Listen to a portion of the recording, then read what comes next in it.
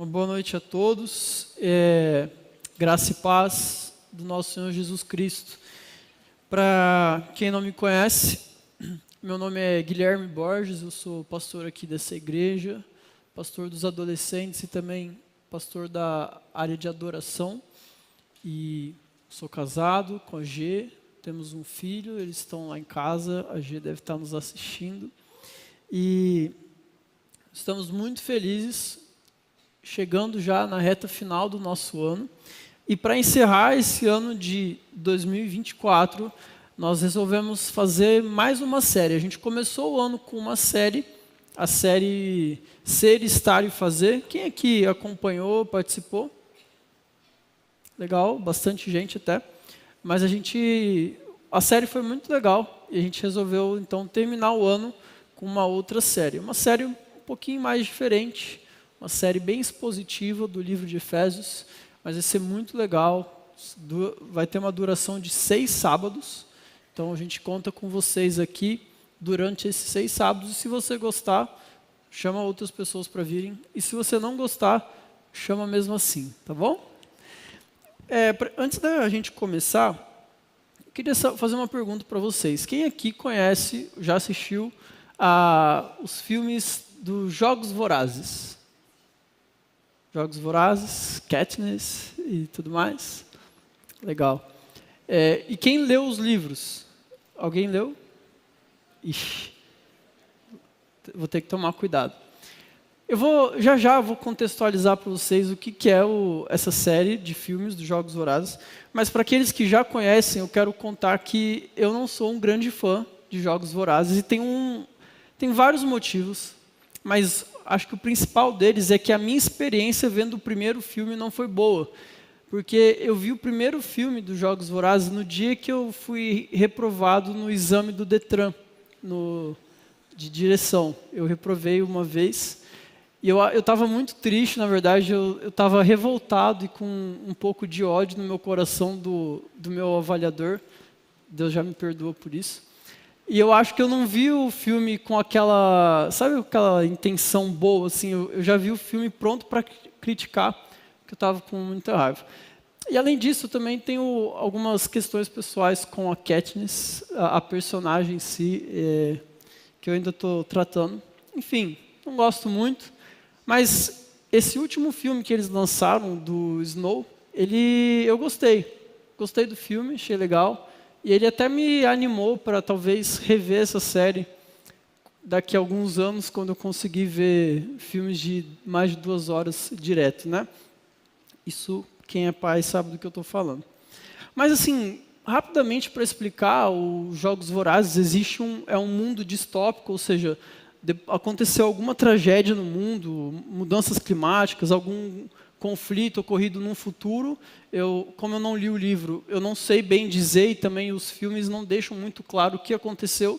A gente vive num novo modelo de sociedade, e esse lugar, esse país onde eles vivem, se divide em 13 distritos e uma capital. Cada um desses distritos ele é responsável por uma parte, um importante pilar da economia de todos os outros. Mas a capital é onde fica o governo, as coisas mais ricas, as pessoas mais ricas estão tudo na capital e é onde tem o controle dessa nação. Acontece que em algum momento da história houve uma rebelião de alguns dos distritos, eu acho que é isso, como eu falei, eu não sou muito fã. Teve uma rebelião de alguns desses distritos e a capital teve que controlar, teve que oprimir essa rebelião. E um dos modos que eles utilizaram é que todos os anos eles faziam uma competição chamada Jogos Vorazes. E nessa competição, cada um dos distritos tinha que mandar para os jogos um menino e uma menina de 13 a 18 anos, se eu não me engano é isso. E esses meninos eles iam competir uns contra os outros até a morte, até que sobrasse só uma pessoa. E essa era uma forma que a capital utilizava para controlar e oprimir os outros distritos. A participação era obrigatória, era feito um sorteio ali de como essas pessoas eram escolhidas, esses jovens, e eles tinham um nome. O nome desses jovens eram tributos. eram os tributos oferecidos à capital em relação ao jogo que ia acontecer. E é muito interessante o filme, como ele se desenrola e você pensar em como as pessoas, formas como as pessoas têm para oprimir as outras ou para controlar e dominar. E os tributos, eles eram oferecidos e não era de forma voluntária, eram de forma obrigatória, mas era uma forma de pagamento, uma retribuição aos esforços que a capital estava fazendo em cuidar bem dos distritos. Mas se você assistiu o filme, você sabe que, na verdade, não era bem assim que funcionava. É uma série de filmes interessante para você ver, uma série de filmes que desperta alguns dos nossos sensos críticos. Eu não sei se parece, mas eu fiz um teste de personalidade na internet e falam que eu tenho a mesma personalidade que o Pita. Então, se você começar a reparar, talvez você vai ver. Eu não sei, como eu falei, não sou um grande fã, mas é o que diz o teste. Enfim, tributos. Tributos são, de uma forma muito simples de explicar, é uma expressão, um ato público de retribuição, de admiração, de respeito por alguém, uma homenagem. E durante esses 6 sábados nós iremos falar sobre alguns tributos, nós como tributos, Jesus como tributo, em relação àquilo que Deus fez. E hoje, no primeiro episódio da nossa série, o capítulo 1 de Efésios, eu quero falar exatamente sobre isso, o que Deus fez. Então, eu irei falar ao longo dessa noite sobre o que Deus fez e por que Ele fez e quais devem ser as nossas atitudes em relação a isso. Como nós podemos nos comportar como esses tributos, essas ofertas, agora de forma voluntária e não obrigatória, em relação ao que Deus fez a nós. Antes, como essa é uma série que tem a intenção de ser expositiva, vocês vão perceber que provavelmente a maioria das pregações elas vão parecer um pouco com aula, porque a ideia de expor o texto bíblico é a ideia de ensinar e de explicar ele. Então a gente vai ter bem esse foco durante esses próximos sábados. E como coube a mim fazer a abertura da série, eu gostaria de falar com vocês, só explicar de uma forma bem rápida, para não tomar muito do nosso tempo, a respeito do livro de Efésios. Quem escreveu, por que escreveu, o que é Efésios. Talvez você esteja chegando na igreja agora, nunca ouviu falar esse nome. Então, o livro de Efésios, ele é a carta aos Efésios, a carta à igreja de Éfeso, e tudo indica que ela foi escrita por Paulo. Se você ler lá, aproveita e abra sua Bíblia, Efésios capítulo 1. Eu vou fazer a mesma coisa aqui de cima. Então, bom, começa dizendo Paulo, apóstolo de Cristo, né? Então, a gente já entende que foi Paulo que escreveu. É interessante pensar que existem algumas dúvidas se essa carta foi realmente escrita somente para a igreja de Éfeso ou se ela foi uma carta que Paulo escreveu com a intenção de circular por várias igrejas daquela região, mas em algum momento alguns manuscritos usados para formar esse texto, alguns trazem o nome Éfeso, outros não. Então, de qualquer forma, ele passou pela igreja de Éfeso, e então nós podemos confiar que a igreja de Éfeso recebeu e leu essa carta e que Paulo escreveu também com a intenção de ser para eles, mas talvez não só para eles. E Éfeso, ele era uma cidade, ela era a capital da província romana na Ásia, uma cidade que ela era ponte entre as metades oriental e ocidental do Império Romano. Ela provavelmente estava entre as 5 principais cidades do século I do Império Romano, e também foi uma das principais cidades da expansão do cristianismo no início da igreja. Paulo, de forma incomum até, ele tem uma longa estadia em Éfeso. A gente pode ver isso lá em Atos, no capítulo 19. E essa cidade ela acabou se tornando um centro de evangelismo naquela região da Ásia.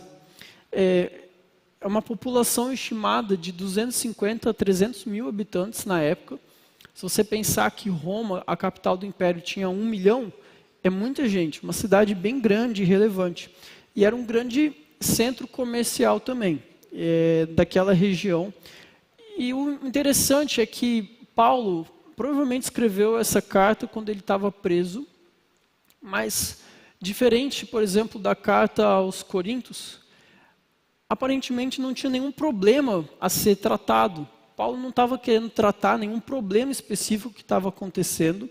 E quando nós lemos a carta como um todo, parece que é uma carta muito teológica de Paulo, onde ele aproveita que não precisa se preocupar com nenhuma controvérsia e expõe alguns dos princípios, vamos dizer assim, da sua teologia de forma bem clara e ampla para aquelas pessoas que iriam ler essa carta. Então, esse é o contexto geral da cidade, de como essa carta foi escrita. E, basicamente, o propósito geral de Paulo ao escrever essa carta à igreja de Éfeso e às igrejas ali daquela região era ensinar aos cristãos as maravilhas e as implicações em ser a igreja de Cristo. Então, existem maravilhas para nós em sermos a igreja de Cristo, mas também algumas implicações nisso.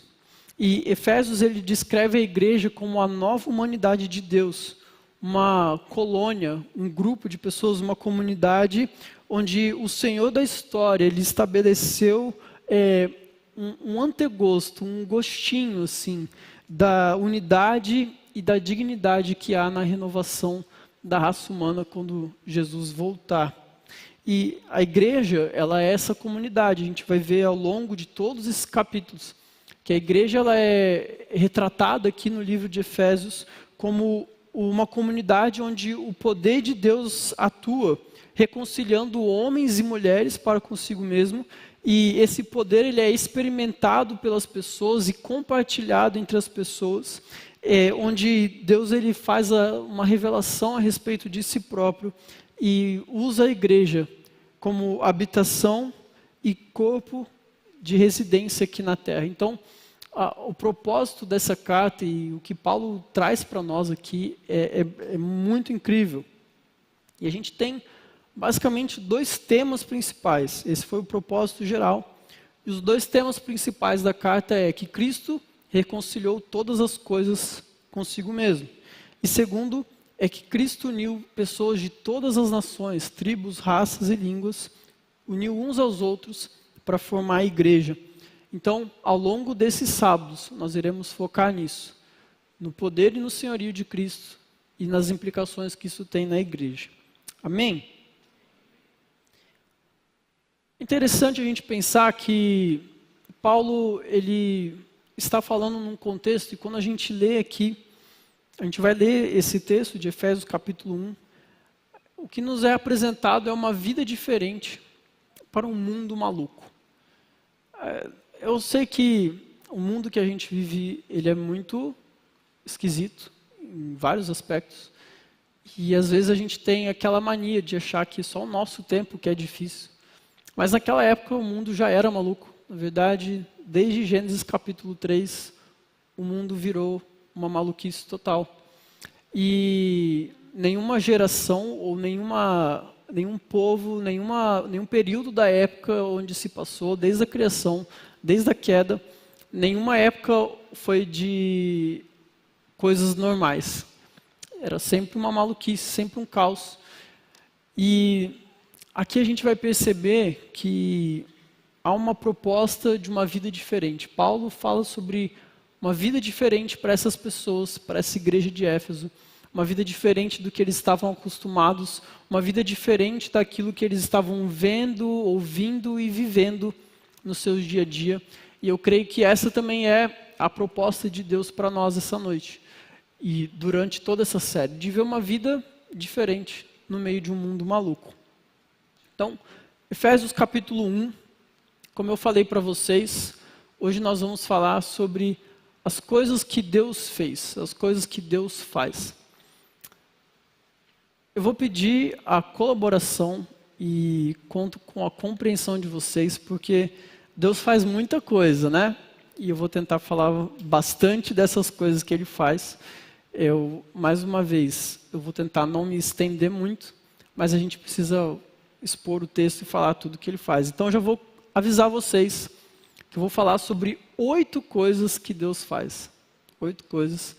A gente tem aí alguns bons minutos juntos, mas eu prometo que vai ser bem legal, bem tranquilo. Então, se você quiser anotar, vai aparecer aqui nos slides essas 8 coisas.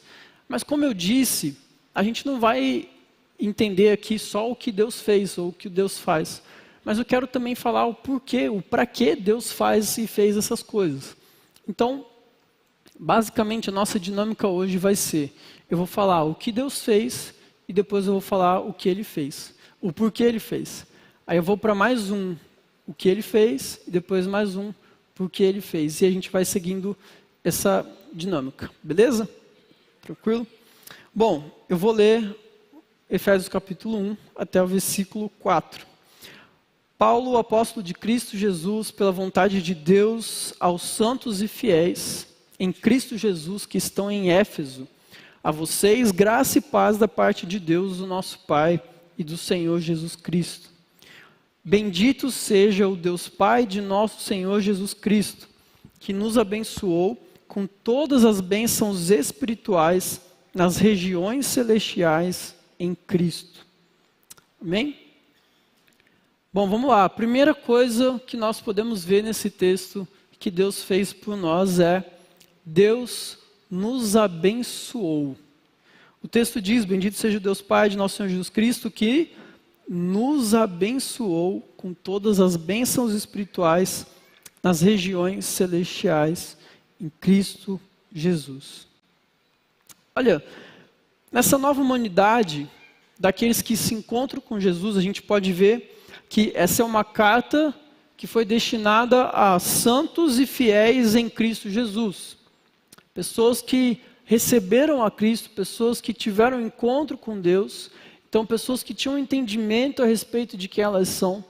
E Paulo então se direciona a elas e essa nova humanidade, dessas pessoas que se encontraram com Jesus, elas estão recebendo da parte de Deus bênçãos espirituais nas regiões celestiais. O que isso significa para nós? Na verdade, essas bênçãos, a palavra bênção, o significado dela é um presente dado como um sinal de bondade graciosa para alguém. E as bênçãos espirituais que nós recebemos são dádivas de Deus, dádivas que Deus nos dá para nós vivermos essa nova vida que nós recebemos em Cristo. Então eu falei para vocês que essa carta ela trata sobre uma nova humanidade, novas pessoas, pessoas que vivem uma vida diferente do que os outros viviam. Então a forma como o texto começa falando de que aquilo que acontece logo que nós vivemos essa nova vida é receber da parte de Deus bênçãos espirituais, dádivas espirituais. E sabe, não existe melhor forma de nós expulsarmos, vamos assim dizer, tendências antigas e pecaminosas de uma vida velha do que receber e se concentrar nas coisas boas e bênçãos que nós recebemos da parte de Deus.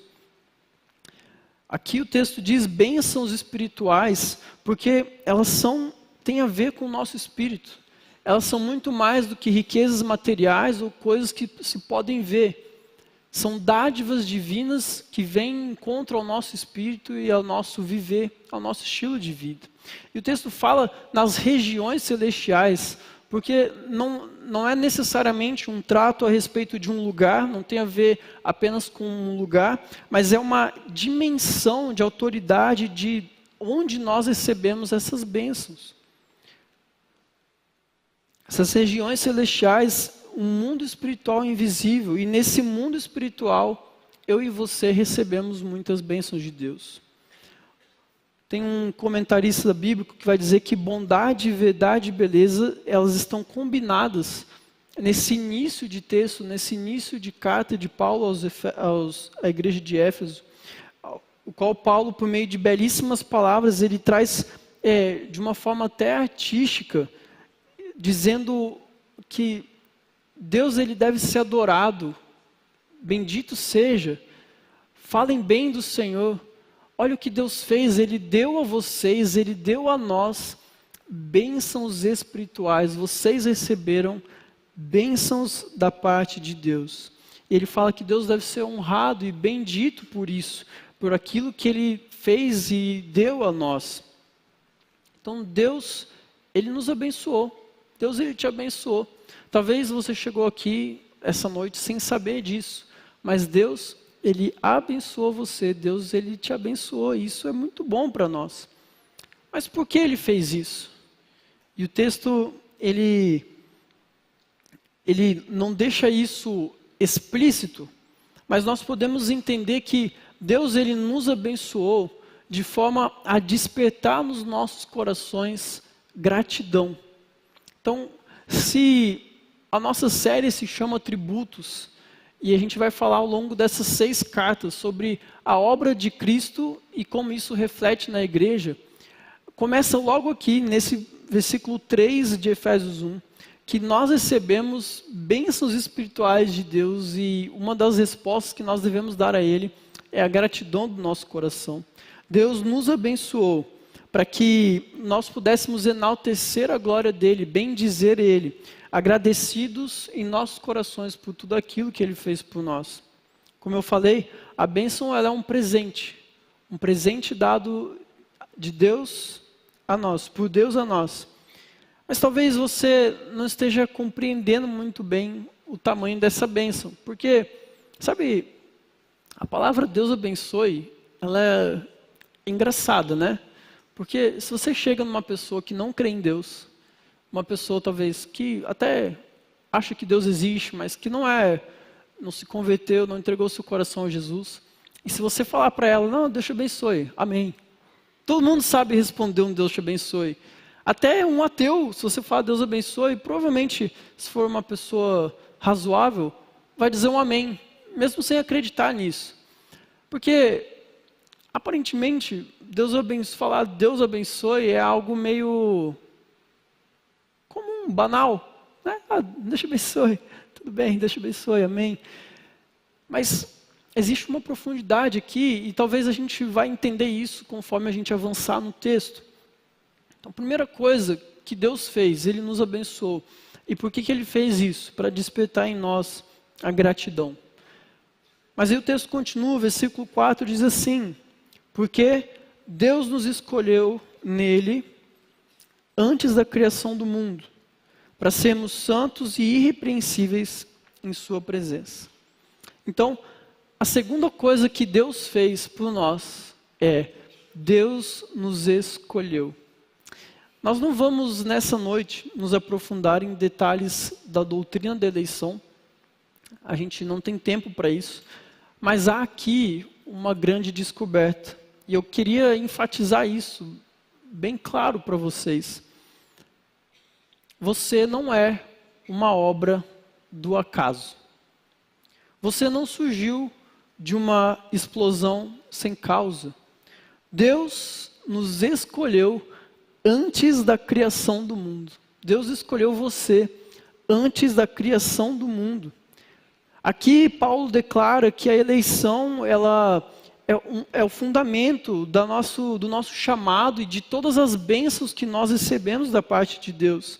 Se alguém, algum motivo, te perguntar por qual razão você vive o Evangelho, se alguém um dia te perguntar por que você acha que você é abençoado, se alguém um dia te perguntar por que você vive essa vida, se alguém um dia te perguntar de onde vêm essas coisas celestiais que você recebe e vive, você precisa sempre lembrar que tudo isso acontece, a sua vida existe, você existe, todas as coisas que você recebe da parte de Deus existe porque um dia Ele te escolheu antes que o mundo fosse criado. Talvez você nasceu de um acidente. Talvez você nasceu de uma operação, uma cirurgia que já tinha sido feita. Talvez você nasceu de um preservativo que não funcionou e você acha que você não deveria existir, que a sua existência não é querida por ninguém, que você existe aqui sem sua vontade, mas eu queria dizer para você que Deus escolheu você antes da criação do mundo. Deus escolheu você. E essa é uma confiança muito boa para nós. Por que as coisas acontecem? Por que eu vivo a vida que eu vivo? Por que nós, como igreja, essa nova humanidade, por que nós entendemos que recebemos da parte de Deus bênçãos? Porque Ele nos escolheu para isso. Ele nos escolheu. Isso é uma preciosidade para o nosso coração. Saber que Deus nos escolheu antes que o mundo viesse à existência. Você não é uma obra do acaso. Mas Deus não somente te escolheu, mas Ele te escolheu com um propósito. Então, o que Deus fez? Nos escolheu. E por que Ele fez isso? Para que Ele fez isso? O texto diz que Deus nos escolheu antes da criação do mundo para sermos santos e irrepreensíveis na presença dEle. Então, Deus te escolheu para duas coisas. A primeira, para a santidade. Deus te escolheu porque você foi escolhido para viver uma vida de acordo com o caráter de Deus. Como eu falei, você não é uma obra do acaso. E Ele não te escolheu para te largar no mundo e para você viver de qualquer forma. Ele te escolheu para que você vivesse uma vida que glorificasse a Ele. E a nossa santidade glorifica a Deus. Deus te escolheu para que você vivesse uma vida com propósito, uma vida correta, uma vida de pureza, uma vida de imitação a Jesus, uma vida que glorifique a Ele. Você foi abençoado e escolhido por Deus para viver uma vida santa. Esse não é o propósito último da nossa vida. A gente vai falar um pouquinho mais sobre isso daqui a pouco. Mas através da nossa santidade nós podemos realizar o nosso propósito. A nossa santificação. A Bíblia diz que sem santidade, ninguém verá o Senhor. Então Deus nos escolheu para sermos santos, para vivermos essa vida. Mas não só isso. Deus nos escolheu para viver na presença dEle. Olha o que diz o texto, a gente leu aqui. Para sermos santos e irrepreensíveis em sua presença. Eu estava vendo o vídeo da Escola do Discípulo, de Efésios 1, e o pastor Yuri, ele fala isso com tanta alegria no coração, eu quero tentar transmitir isso para vocês. Mas o nosso habitat natural, nós todos fomos feitos para viver na presença de Deus. Deus escolheu você antes da fundação do mundo para que você vivesse na presença dEle. Isso é muito bom. Isso é muito bom. Nós não fomos feitos para viver de qualquer jeito. Nós não fomos feitos para viver em qualquer lugar. Nós não fomos feitos para viver uma vida sem propósito, sem sentido.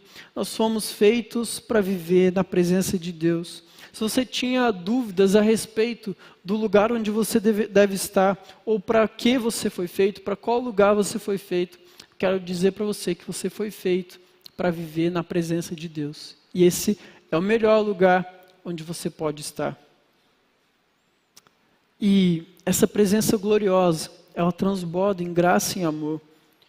Uma coisa que eu queria reforçar nesse ponto 2, que Deus nos escolheu para a santidade, para vivermos na presença dEle, é que, e é um ponto que eu quase deixei passar, mas eu não posso deixar passar, porque o texto diz que Deus nos escolheu nele, e esse nele aqui é uma referência a Cristo. Então, se você for ver no versículo 3, o texto termina dizendo que nas regiões celestiais em Cristo.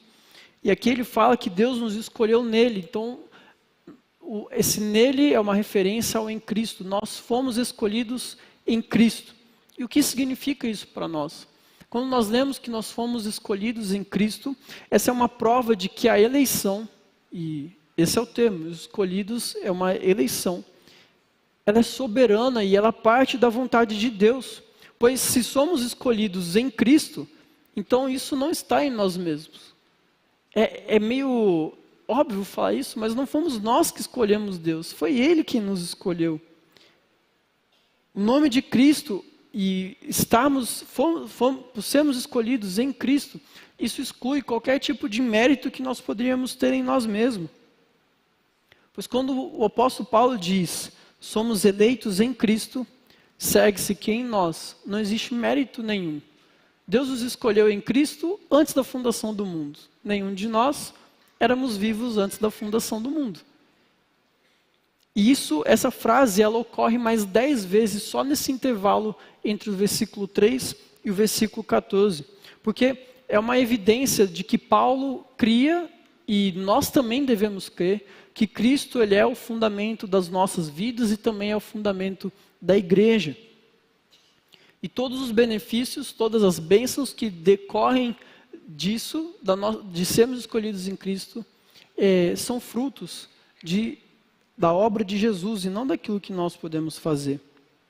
Então, algo que é muito importante é dizer que não existe mérito nenhum em nós, em sermos escolhidos por Cristo. Ele nos escolheu, Ele nos amou. E isso é mais uma bênção que a gente pode receber. Lembra que eu falei que a gente vai entender melhor as bênçãos conforme a gente for passando pelos tópicos? É isso. Uma das bênçãos que você recebeu em Cristo Jesus, bênçãos espirituais nas regiões celestiais, é que você foi escolhido, sem ter feito nada para merecer isso. Na verdade, você fez coisas para não merecer. E sem você merecer, Deus te escolheu para viver uma vida de santidade e viver na presença dEle. Isso não é uma bênção? Sim! Engraçado, porque ao contrário dos jogos vorazes, onde os distritos, eles precisavam dar esses tributos como uma forma de mostrar gratidão pelo controle que a capital, o cuidado que a capital exercia por nós. Jesus, ele nos deu algo de forma gratuita, sem que a gente nem merecesse. É ou não é uma vida diferente? É uma vida diferente. Terceira coisa. Qual que é a primeira? Vamos lá. Qual que é a primeira? 1, 2, 3. Isso. Para quê? Ou por quê?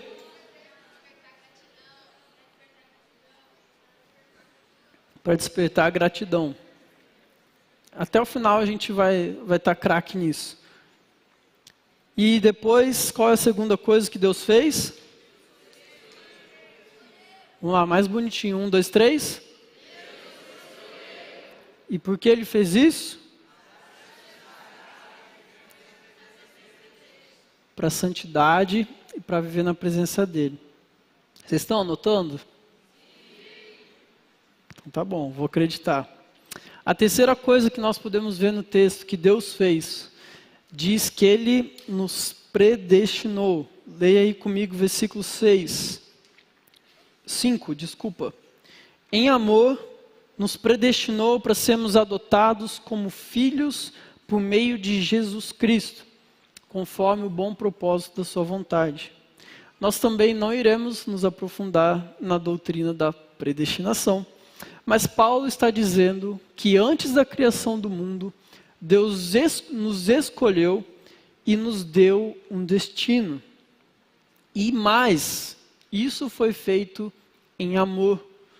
Deus escolheu você para existir. Deus te deu um destino e Ele fez tudo isso em amor. Nós fomos feitos e pensados em amor e para o amor. É muito lindo pensar isso. Que Deus nos escolheu, Deus nos predestinou em amor. Quando Deus sonhava com você, quando Deus planejou o mundo, quando Deus sonhou, Ele fez isso em amor, Ele fez isso porque Ele te ama. E nós já falamos aqui diversas vezes sobre o amor, que não é sobre um sentimento, mas é interessante pensar que tudo que Jesus fez por nós foi por amor e foi em amor. Inclusive a sua vida, ela foi toda pensada e sonhada e planejada. O destino que Deus tem para você, ele foi todo sonhado e pensado em amor. Isso é ou não é uma bênção espiritual? Sim! E por que ele fez isso? Por que ele nos predestinou em amor? Por que ele deu a nós um destino, um propósito, um caminho, uma direção, um ponto final da nossa vida? Ele fez isso, Deus nos predestinou para sermos adotados como filhos. O texto diz, em amor, nos predestinou para sermos adotados como filhos. Olha que interessante. Quem aqui já estudou mitologia grega e romana?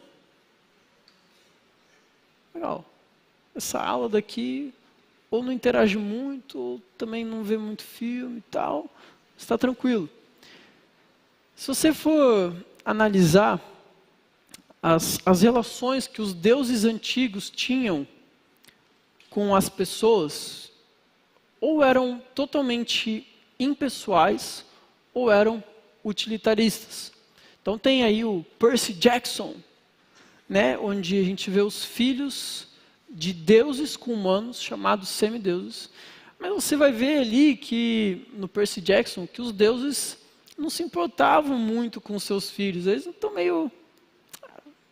Seres humanos, o que são os seres humanos para nós? Nós somos deuses poderosos. E, na verdade, essa relação impessoal e utilitarista, ela sempre foi marcante nos deuses antigos. Na verdade, Éfeso é uma das cidades conhecidas, porque em Éfeso, não sei quantos sabem disso, uma curiosidade aqui, existia uma das 7 maravilhas do mundo antigo, que era o templo da deusa Diana, Ártemis. Era uma cidade pagã, num contexto pagão. O Império Romano era um império de muitos deuses. E eram deuses impessoais. Eram deuses que não ligavam muito para aquelas pessoas. Como que eles prestavam adoração a deuses dessa forma? E aí então, vem um homem lá na Judéia que fala que veio revelar o Pai, que veio revelar Deus. E ele fala que ele ama as pessoas. Ele morreu por essas pessoas.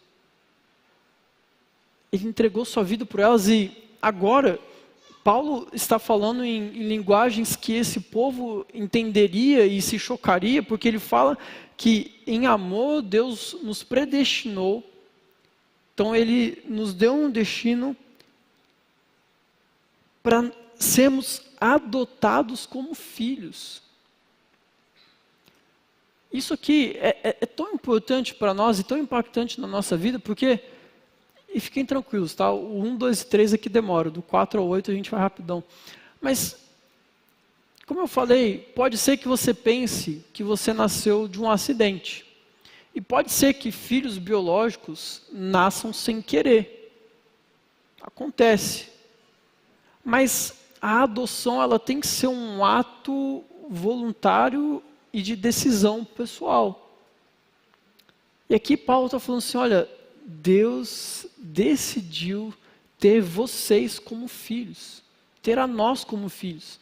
Não foi assim, mais uma vez, não foi uma obra do acaso, não foi, pode ser, eles estão aí vivendo essa vidinha, eu vou tentar melhorar um pouco a vida deles, coitados, perdidos. Deus, desde antes da fundação do mundo, Ele nos escolheu e nos predestinou para sermos adotados como filhos. Deus escolheu ser nosso Pai. Deus escolheu ser nosso Pai. E Ele fez isso porque Ele quis, mais uma vez. Não foi mérito nosso, Ele não olhou e falou, olha que rapaz bonzinho, quero ele como filho. Ele não foi no banco de dados da adoção, lá do conselho tutelar, e viu, eu quero um filho assim, assim, assim, com esse olho, esse cabelo, com essa idade, sem esse histórico de pecado, de paz, não. Deus te escolheu do jeito que você é, sem você ter feito nada para isso. Isso é muito lindo. Isso é muito lindo. E por que Ele fez isso? Porque Ele me ama. porque eu sou muito bom, porque eu sou um filho ótimo. Então, o texto fala que Ele nos predestinou para sermos adotados como filhos, por meio de Jesus Cristo, conforme o bom propósito de sua vontade, para o louvor da sua gloriosa graça. Nós somos feitos filhos de Deus, e isso glorifica o próprio Deus. Nós recebemos essa paternidade de forma gratuita. A graça, como se você não sabe, mas para a maioria que sabe, a graça é um favor imerecido que nós recebemos. Nós não merecíamos sermos filhos, e Deus fez isso. E Ele derramou sobre nós, versículo 7 fala isso, que Ele derramou essa graça sobre nós. Então, é tão lindo vermos isso, que Deus nos fez, Deus nos adotou, Deus nos fez, nos transformou em família dEle. E isso glorifica Ele de alguma forma. Amém? A quarta coisa que nós podemos ver nesse texto que Deus fez, Ele nos redimiu. O texto fala no versículo 7 assim, nele, em Jesus Cristo, que é Deus, por isso que quando eu falo Deus fez e aparece uma obra de Jesus, é porque Jesus é Deus. Isso é importante ressaltar. Nele, nós temos a redenção por meio do seu sangue, perdão dos pecados, de acordo com as riquezas da graça de Deus, a qual Ele derramou sobre nós, com toda sabedoria e entendimento. Pelo sangue de Cristo, derramado naquela cruz, nós obtemos a redenção. E redenção, de uma forma muito simples de explicar, significa reparar um erro, corrigir um erro ou redimir um erro. Com isso, quer dizer que nós fomos redimidos dos nossos erros através do sangue que Jesus derramou. E nós não somos mais imputados do nosso pecado. A culpa que estava sobre nós, as nossas falhas, os nossos erros, Jesus levou sobre si, pelo sangue que Ele derramou na cruz. E por que Ele fez isso? Ele fez isso para que nós tivéssemos os nossos pecados perdoados e recebêssemos a graça de Deus em nós. Olha que privilégio é, os filhos de Deus, eles têm livre acesso ao Pai. E a sua confiança diante de Deus está em que nós recebemos algo da parte dEle, uma bênção espiritual nas regiões celestiais, que nós não merecíamos de forma alguma. E essas bênçãos são a eleição, a predestinação, a adoção como filhos e a redenção dos nossos pecados. Se você for conectando uma coisa com a outra, você vai ver que você não merecia, você não fez nada para escolher viver, e Deus te deu a vida antes da fundação do mundo. Ele fez isso com muito amor e em amor por você, para que você tivesse uma vida com propósito, com sentido, para que você fosse filho. Não foi obra do acaso, não foi um acidente. Qualquer tipo de rejeição é rejeitada na cruz, porque Jesus foi intencional em fazer isso. Ele falou, não, essa é a minha família, eles são meus filhos. Só que existe essa barreira entre homem e Deus, essa barreira que fere a santidade, quem Deus é, que é o pecado. E Jesus fala, não, eu sei disso, eu sei que existe pecado, então eu vou reparar esse erro também, eu vou consertar esse erro deles, eu vou morrer por eles, vou me entregar por eles. E a gente pode ser essa família feliz, que foi sonhada e planejada por Deus. É isso que Ele está fazendo. Nós nos tornamos filhos e filhas de Deus, nós somos adotados porque Ele derramou a graça dEle em nós, Ele fez um favor que a gente não merecia e nos trouxe para perto dEle, para sermos filhos. Olha o tanto de bênçãos que Deus nos deu nas regiões celestiais, bênçãos espirituais. 4 até agora, 4 coisas. E a quinta coisa que Deus fez, que nós podemos ver nesse texto, Paulo falando à igreja de Éfeso, que ele fala para nós também, é que Ele revelou a nós o seu mistério. Versículo 9 diz assim: e Deus nos revelou o mistério da sua vontade, de acordo com o seu bom propósito que ele estabeleceu em Cristo. Isto é, atenção, o mistério será revelado, de fazer convergir em Cristo todas as coisas, celestiais ou terrenas, na dispensação da plenitude dos tempos. A palavra convergir, convergência no grego, é trazer tudo debaixo de uma cabeça.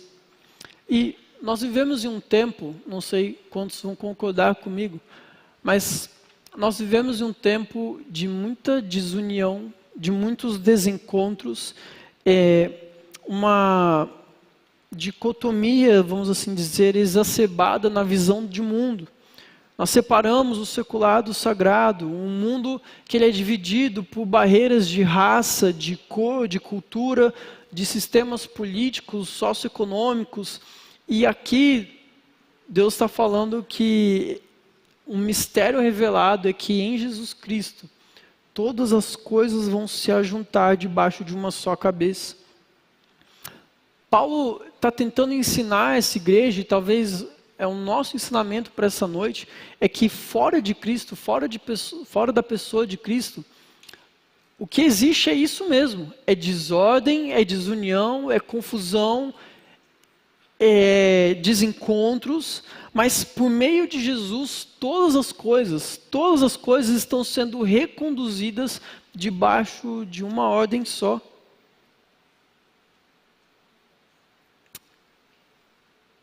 Isso é incrível, porque eu não sei quantos aqui já passaram por alguma crise de fé, mas eu lembro da minha crise de fé mais séria. Aconteceu no ano de 2017, um ano antes de eu casar. E eu não estava assim, passando por nenhum conflito pessoal muito grande, não estava uma grande crise de identidade, ou aparentemente estava vivendo uma vida que qualquer pessoa vive, com as minhas dificuldades normal, minha rotina e profissão e tal. Eu tinha acabado de me formar na faculdade, coisas do dia a dia. Não dá para eu falar que, nossa, minha vida é horrível. Eu tinha um emprego na época, tinha um lugar onde morar, tinha minha família, tinha minha noiva. Glória a Deus. Aparentemente não tinha nada assim muito errado na minha vida. Mas essa crise veio quando eu comecei a olhar o mundo ao meu redor. E quando eu comecei a ver guerras, o caos que existe no mundo, crianças morrendo, passando fome, abandonadas, crises e mais crises. E, bom, vocês sabem que tudo que tem de errado no mundo. Eu falo, cara, não é possível, cara, não é possível. Não é possível que as coisas tenham que ser assim, não é possível que é para ser assim. E aí, a Bíblia nos traz esse texto de Efésios dizendo que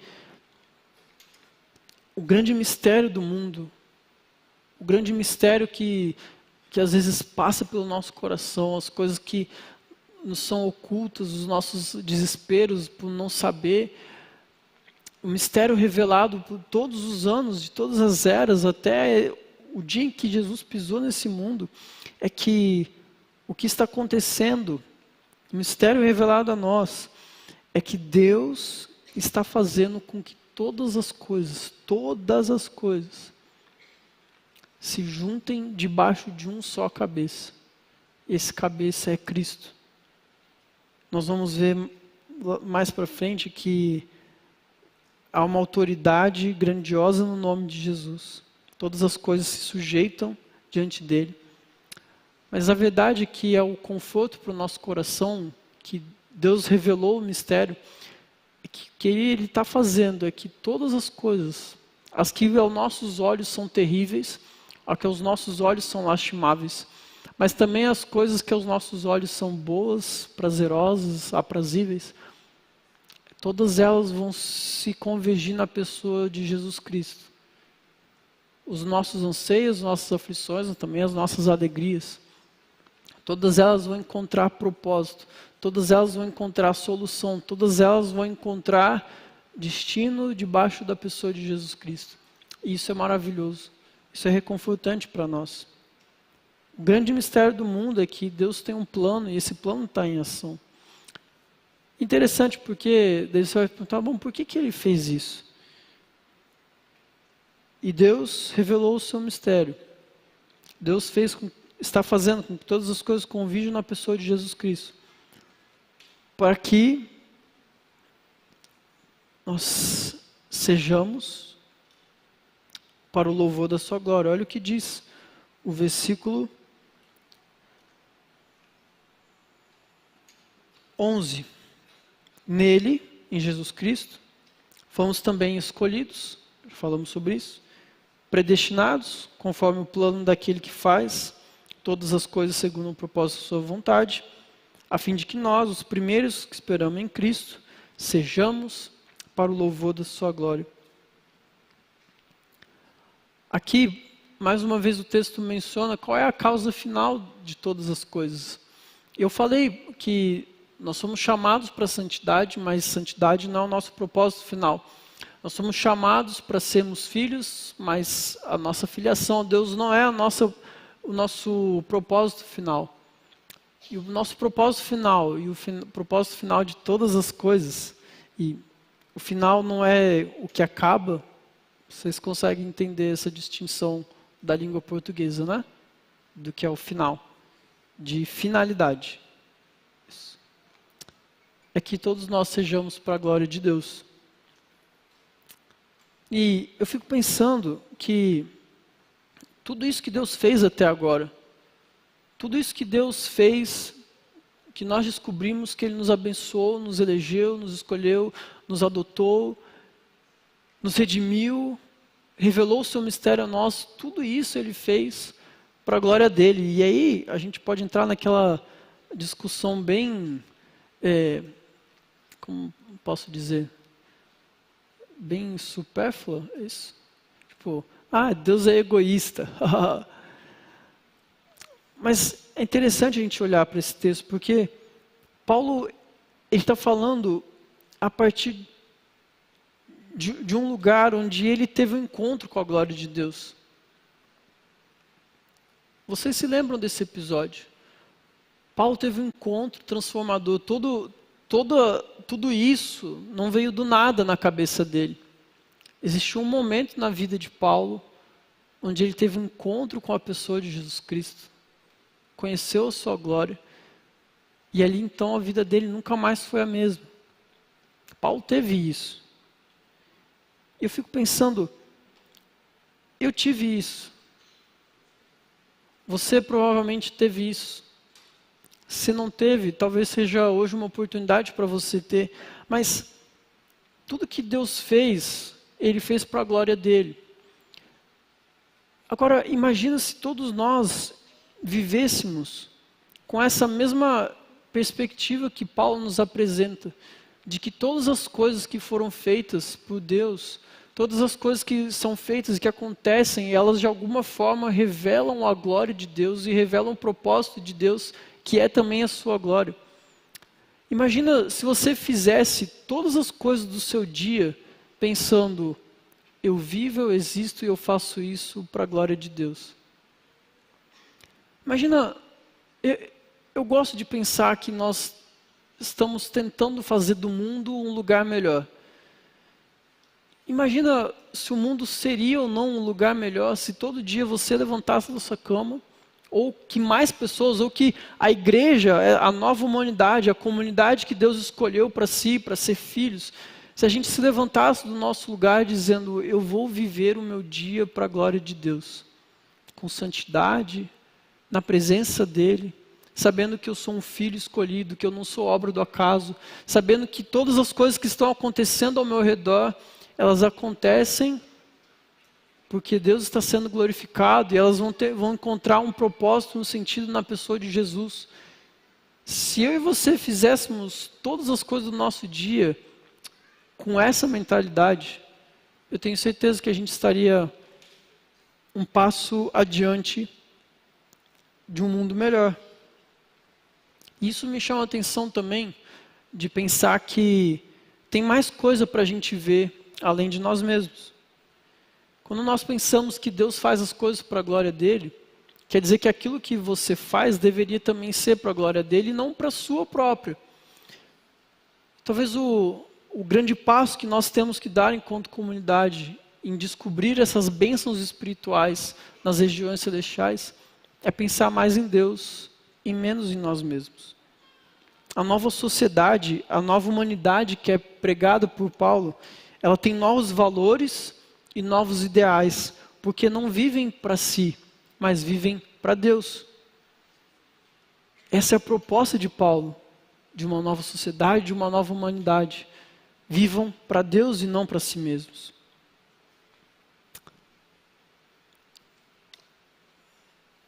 Mas Deus ainda fez um pouquinho mais de coisa. Ele fez a sexta coisa. O texto diz que ele nos selou com o Espírito. Versículos 13 e 14 diz assim: quando vocês ouviram e creram na palavra de verdade, o evangelho que os salvou, vocês foram selados em Cristo com o Espírito Santo da promessa, que é a garantia da nossa herança até a redenção daqueles que pertencem a Deus, para o louvor da sua glória. A Bíblia diz que aqueles que ouviram e creram na verdade, no evangelho que os salvou, receberam o Espírito Santo da promessa. E o Espírito é a garantia de todas as verdades que nós ouvimos e de tudo aquilo que nós recebemos ao crer em Deus. As bênçãos, a eleição, a predestinação para a adoção, a redenção, tudo isso nós recebemos e é confirmado em nós através do Espírito Santo, como uma garantia de que Deus não muda os seus planos.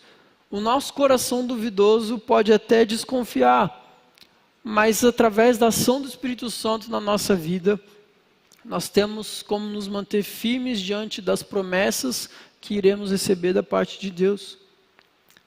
Ao receber o Espírito Santo, nós temos essas promessas confirmadas e nada pode tirar isso de nós.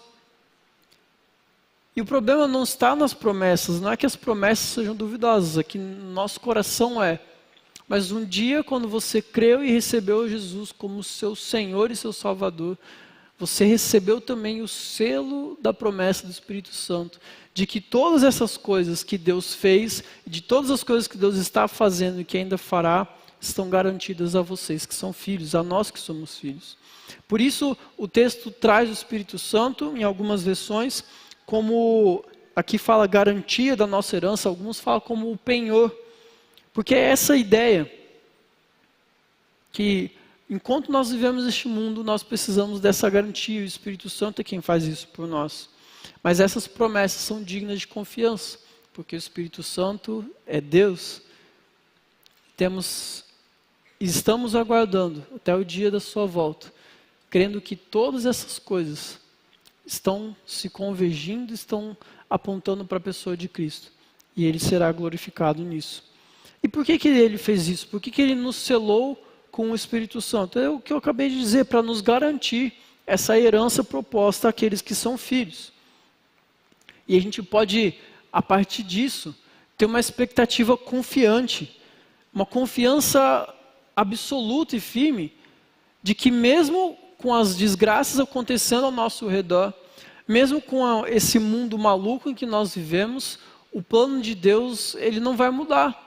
E nessa confiança, nós nos levantamos todos os dias sabendo, Deus é Deus, está sendo glorificado, eu vou viver uma vida porque eu sei que o que está para acontecer não vai mudar.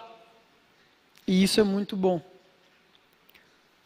Agora eu quero chegar no sétimo ponto, e vocês já sabem que o sétimo é o penúltimo, né? Eu falei que seriam 8, então antes do 8 vem o 7, penúltimo. Só que o último, o penúltimo na verdade, o sétimo, não é algo que Deus simplesmente fez, mas é algo que Deus fez, está fazendo e ainda fará. E eu vou pular agora para a segunda metade do capítulo. Calma, gente. Calma. O capítulo, a divisão textual, assim, para a gente entender, do 1 ao 3, aí do 3 ao 14 e do 15 ao 23. Só que a gente vai falar bem rápido dessa parte do 15 ao 23. A gente chegou até o versículo 14, não sei quantos perceberam. Mas aqui, Paulo fala sobre coisas que Deus já fez, está fazendo e ainda fará. Então vou ler rapidamente. Por essa razão, versículo 15. Desde que ouvi falar da fé que vocês têm no Senhor Jesus e do amor que demonstram para com todos os santos, não deixo de dar graças por vocês, mencionando-os em minhas orações. E aí Paulo diz, peço que o Deus de nosso Senhor Jesus Cristo, o glorioso Pai, lhes dê espírito de sabedoria e de revelação, no pleno conhecimento dele. Oro também para que os olhos do coração de vocês sejam iluminados, a fim de que vocês conheçam a esperança para a qual ele os chamou, as riquezas da glória, da gloriosa herança dele nos santos. Olha que interessante.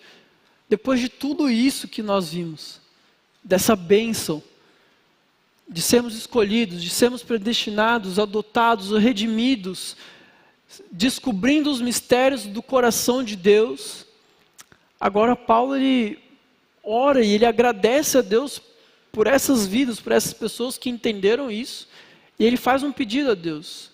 Ele fala aqui que em oração ele está pedindo que Deus dê a essas pessoas um espírito de sabedoria e de revelação. Então a sétima coisa que Deus fez, está fazendo e quer fazer é nos dar um espírito de revelação e sabedoria.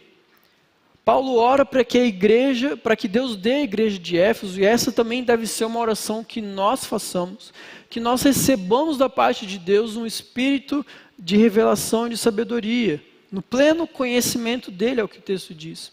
Então Paulo ora para que as verdades que nós ouvimos e recebemos, essas verdades que mudam a nossa vida, que mudam a nossa perspectiva, que nos fazem entender e compreender as coisas de Deus, para que elas sejam reveladas a nós de forma com que nós conheçamos e vivamos como quem conhece, não como quem ouviu falar, como alguém que pensou sobre, mas alguém que de fato conhece.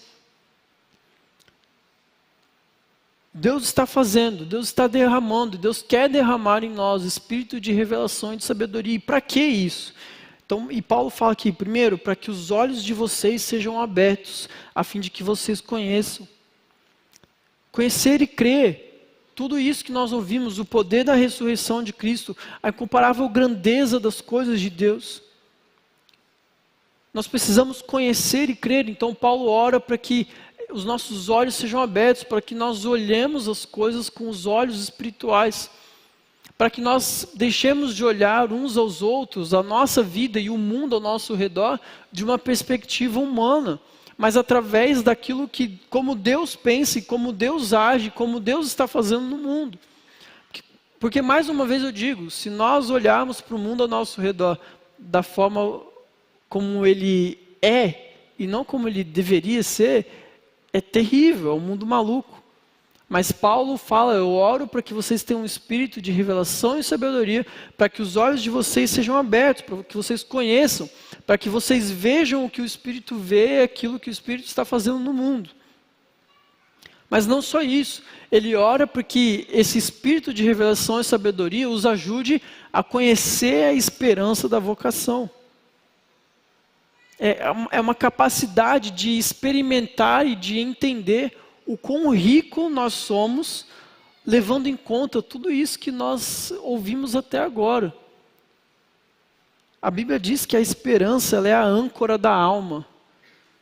A esperança ela é a confiança nas promessas infalíveis de Deus.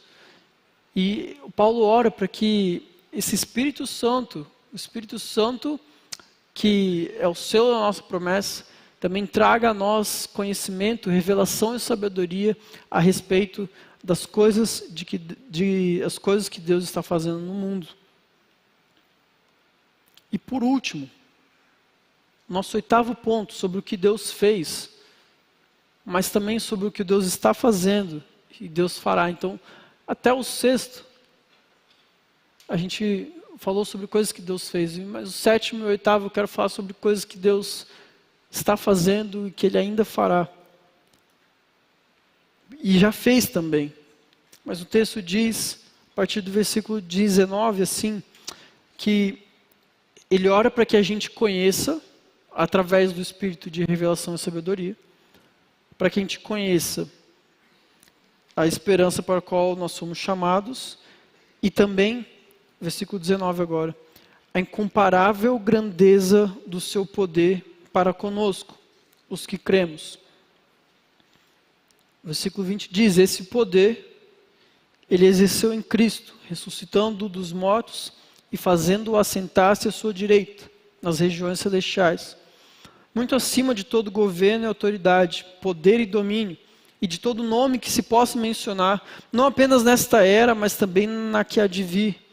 Deus colocou todas as coisas debaixo de seus pés, e o designou cabeça de todas as coisas para a igreja. Presta atenção nisso aqui.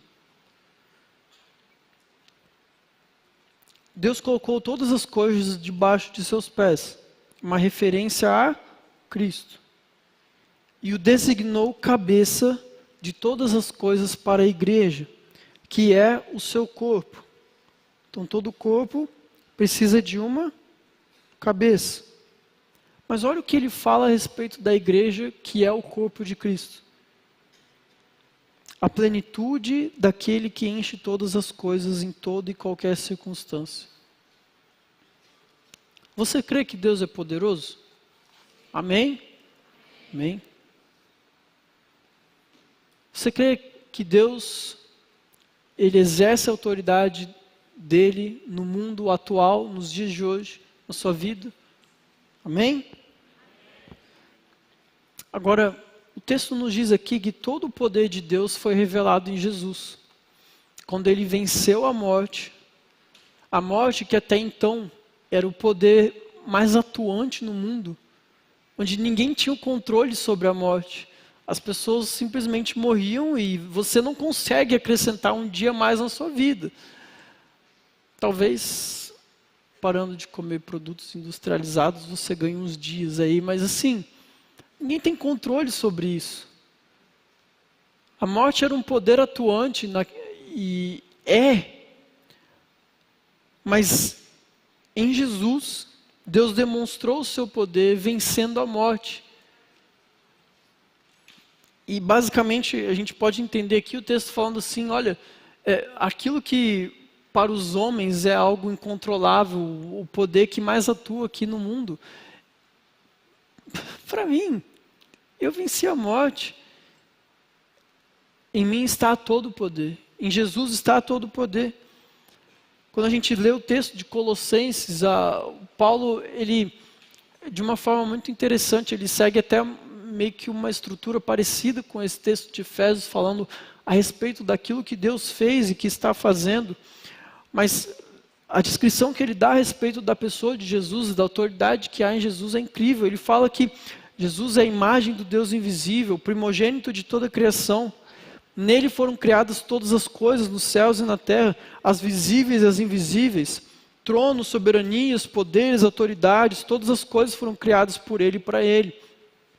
Ele é antes de todas as coisas, nele tudo subsiste. Ele é a cabeça do corpo, que é a igreja. Mais uma vez, Paulo fala, Jesus é a cabeça do corpo, que é a igreja. Ele é o princípio, o primogênito dentre os mortos, para que em tudo tenha supremacia. Foi do agrado de Deus que nele habitasse toda a plenitude, e por meio dele reconciliasse consigo todas as coisas, tanto as que estão na terra, quanto as que estão no céu, estabelecendo a paz pelo seu sangue derramado na cruz. É interessante, porque parece que Paulo repete tudo que ele falou aqui agora para os Colossenses, mas o que eu quero falar sobre isso é que todo o poder de Deus foi revelado em Jesus. Agora ele está muito acima de qualquer outra coisa.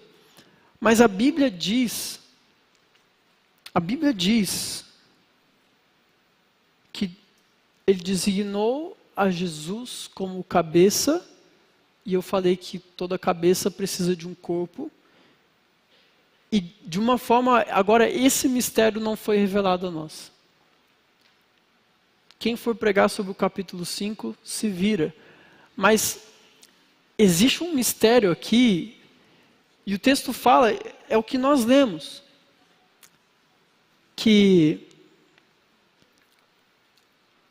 a igreja, que é o seu corpo, a plenitude daquele que enche todas as coisas. De uma certa forma, quando nós lemos o texto de Efésios e também esse texto de Colossenses, tudo isso que Deus fez, tudo isso que Jesus é, todo o poder que existe, que habita nele, o texto fala que todas as coisas subsistem nele, nada existe, nada acontece sem que ele saiba, e ele fala que de alguma forma a igreja, quem é a igreja? Eu falei lá no começo, a igreja que é esse grupo de pessoas, a igreja que é essa nova humanidade, que foi escolhida por Deus, que foi predestinada em amor por Deus, que foi adotada por Deus, que foi redimida por Jesus na cruz. Mas esse grupo de pessoas, eu e você, falhos, errantes, imerecidos, sujos, podres, de alguma forma esse grupo de pessoas, agora, por tudo isso que Jesus fez e está conectada na cabeça e desfruta de uma forma muito misteriosa da plenitude de Cristo.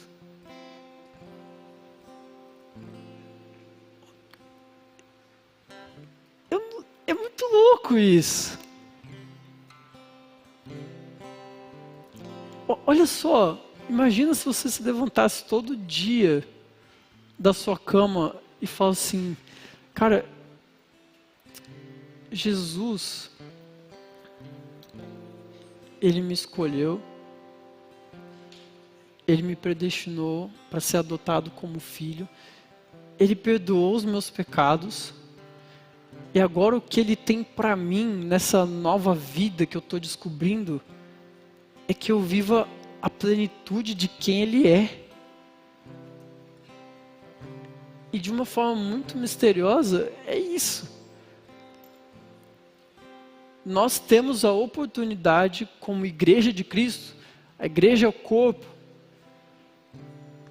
de desfrutar da plenitude de Cristo, onde todas as coisas subsistem, onde todas as coisas se convergem, onde todas as coisas fazem sentido ou encontram um propósito ou valor, onde todas as coisas glorificam a Deus, onde há santidade, onde há presença de Cristo, de uma forma muito maluca e gloriosa e graciosa, essa é a oportunidade que eu e você temos todos os dias. Talvez a gente teve que gastar essa 1 hora de aulas falando a respeito do que Deus fez para conseguir chegar aqui, porque eu olho para esse texto e falo, cara, eu não fiz nada. Eu não fiz nada. Se eu olhasse para a minha vida, eu ia falar, não, que história é essa de desfrutar da plenitude da pessoa mais poderosa do mundo? Não, você? Não, você não merecia isso. Você não ia conseguir sozinho. Em você, não. Mas é isso que Paulo está falando aqui. Olha, vocês, sem mérito nenhum, vocês estão recebendo da parte de Deus bênçãos espirituais. E dentro dessas bênçãos espirituais se encontra o viver a plenitude de Cristo como igreja dele. E o mais interessante é que muitas vezes a gente acha que a nossa fé, ela se define pela nossa individualidade. Foi Luiz Saião que disse isso. Mas Cristo, Ele está presente no mundo, não em você, mas em nós. Consegue entender isso? Porque eu não sou corpo de Cristo, nós somos corpo de Cristo. Eu não sou igreja, nós somos a igreja. E essa é a maior honra da igreja, ser referida como plenitude de Cristo. Em tempo pleno e apropriado, nós entendemos durante todo esse texto que a história ela não é sem significado, não é sem propósito, há um plano em ação, Deus está agindo. E o privilégio nosso é de participar de alguma forma de tudo isso. O privilégio nosso é de sermos referidos como a plenitude de Cristo. O plano eterno de Deus é esse, é ser glorificado, é demonstrar a sua glória e ser glorificado. E Ele faz isso unificando todas as coisas em Cristo, com bênçãos baseados num Deus triuno que nos escolhe, que nos adota, que nos redime, que nos sela, tudo isso para louvor da sua glória. E nós não estamos mais, ou não estaremos mais, enquanto igreja, sujeito às opressões desse mundo, a reinos e soberanias tiramos, a questões indignas e não confiáveis, não sujeitos ao acaso, não sujeitos à sazonalidade ou à subjetividade ou à relatividade dos tempos, não mais sujeitos a snows e a capital. Nós agora estamos debaixo de um cabeça, do cabeça, que é Cristo, que fez tudo isso por nós. Para terminar essa noite, quero te deixar uma mensagem de esperança. Quero dizer para você que tudo que Deus planejou, certamente acontecerá. Tudo que Deus planejou, certamente acontecerá. E a palavra que eu tenho de encorajamento para você é que você não tema. Não tenha medo. Não tenha medo. Se você vai fazer o Enem amanhã, relaxa. Tudo que Deus planejou, certamente acontecerá. E se você não estudou, talvez o que Deus planejou é te mostrar que você precisa estudar mais. Vai acontecer. É uma prova. Mas talvez você está em dúvida do que você vai fazer, você estudou, se preparou, você está em dúvida. Não tema. O que Deus planejou certamente acontecerá. Talvez você chegou aqui nessa noite, como a gente falou ao longo aqui desses pontos todos, com dúvidas a respeito de quem você é, de onde você veio, do porquê da sua existência. Mais uma vez, eu não tenho eu não tenho o que reclamar da minha vida. Eu tenho uma esposa maravilhosa, um filho incrível. Eu faço uma coisa que eu amo todos os dias. Mas eu sei que para muitos existe a crise dos 30. A geração dos 30 hoje é uma geração que sofre. Porque a gente olha para os nossos pais que com 30 anos já estavam comprando sua casa própria, estavam na mesma empresa desde os 15 e com um salário muito bom, um emprego estável, a família toda por perto. E aí o dólar a R$2, aí no nosso tempo de viver a vida adulta é só coisa ruim, né?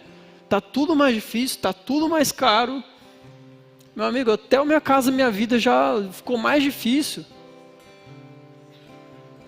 Esse sonho de casa própria, ou é para quem quer ser um influencer aí, no TikTok, vai ganhar milhões, ou para a geração que ficou. Para a geração dos 30, ficou difícil. E talvez tudo isso tenha gerado crise no seu coração a respeito de quem você é, para onde você está indo. Mas eu quero que você saia daqui nessa noite com essa certeza no seu coração. Que antes da criação do mundo, antes de tudo isso acontecer, antes de todas essas crises, antes de tudo isso, Deus te escolheu. Deus chamou, Deus te predestinou para ser filho dele. E Ele cuida dos filhos. E Ele te chamou para fazer parte de uma comunidade de pessoas, que é essa aqui, não Primeira Batista, amém se for, mas uma comunidade de pessoas que desfrutam da plenitude dele. É uma oportunidade para você. E eu espero que ao longo dos próximos sábados a gente vá descobrindo juntos como viver essa vida nova. Amém?